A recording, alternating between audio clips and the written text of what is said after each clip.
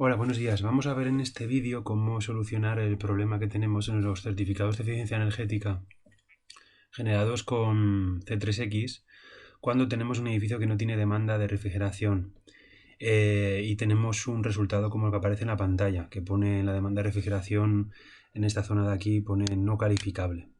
Cuando subimos el XML a algún programa de registro o para realizar el informe de estado del edificio, para utilizar el LEX, podemos tener algún problema y que el programa nos devuelva algún mensaje de error, y eso es porque el HTML, el programa que genera el C3X, pues no se completa de forma correcta. Y vamos a ver un poco cómo corregir ese error modificando directamente el XML. Simplemente el XML es un archivo exportado de C3X que lo podemos abrir directamente con cualquier visualizador de texto. Yo os recomiendo que utilicéis el Word, el bloc de notas, ¿vale? Cuando os abráis, aquí tengo un ejemplo, podéis poner el ejemplo, el botón derecho, le decís abrir con y lo abrís con el bloc de notas, ¿no? De manera que se os abre el programa y os permite modificar el texto de forma automática, de forma muy fácil. Vemos que son cadenas de texto. Entonces, bueno, ahora os voy a decir con un pantallazo qué son los aspectos que tenemos que incluir, porque veis que bajáis en la parte inferior donde aparecen ya los datos relativos a la calificación, en este apartado de aquí.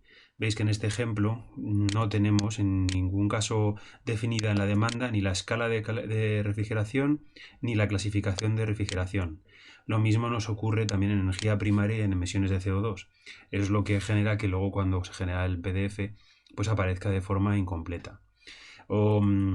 ¿Qué tenemos que cambiar? Pues simplemente os enseño en una pequeña captura de pantalla qué son las líneas que tendríamos que incluir. Desde la incorporación, como veis, de esta cadena de texto de refrigeración en la parte de energía primaria no renovable, que se encuentra justo en las partes iniciales superiores a donde hemos visto lo de calificación. Tenemos que incorporar en la parte de energía primaria no renovable, que volviendo al HTML anterior que lo hemos abierto aquí, veis que aquí empieza la calificación y aquí tenemos la parte de energía primaria no renovable. Y aquí es donde tenemos que verificar que tenemos la refrigeración y que aparece a cero. Lo mismo en emisiones de CO2. Veis que aquí en emisiones de CO2 verificar que aparece a cero.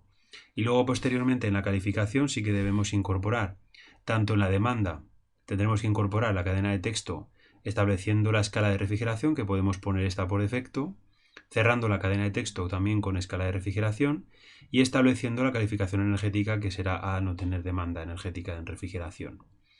Luego en energía primaria no renovable debemos asignar justo después de calefacción también la cadena de texto que nos determina la calificación energética de energía primaria no renovable, que será A, y la escala en emisiones de CO2, que de nuevo pues tenemos que introducir la cadena de texto en refrigeración también en A.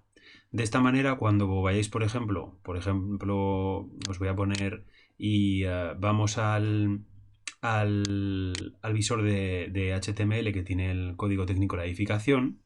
Si bien este visor, os aviso que este visor está hecho para la versión 2.0 y los programas ahora de certificación energética de edificio están adaptados a la tipología de informe 2.1, que es la que es necesario realizar para cumplir código técnico y para hacer el informe de estado de los edificios. En cualquier caso, bueno, si lo colgáis, aunque os dará un error al principio, si volvéis atrás y le volvéis a dar, sí que sale el informe. Y veis que al colgar el primer informe que aparecía el PDF sin calificación, pues en la demanda de refrigeración, en la calificación parcial de la demanda, me aparece sin la escala y no me aparece pues eso, la calificación energética en refrigeración.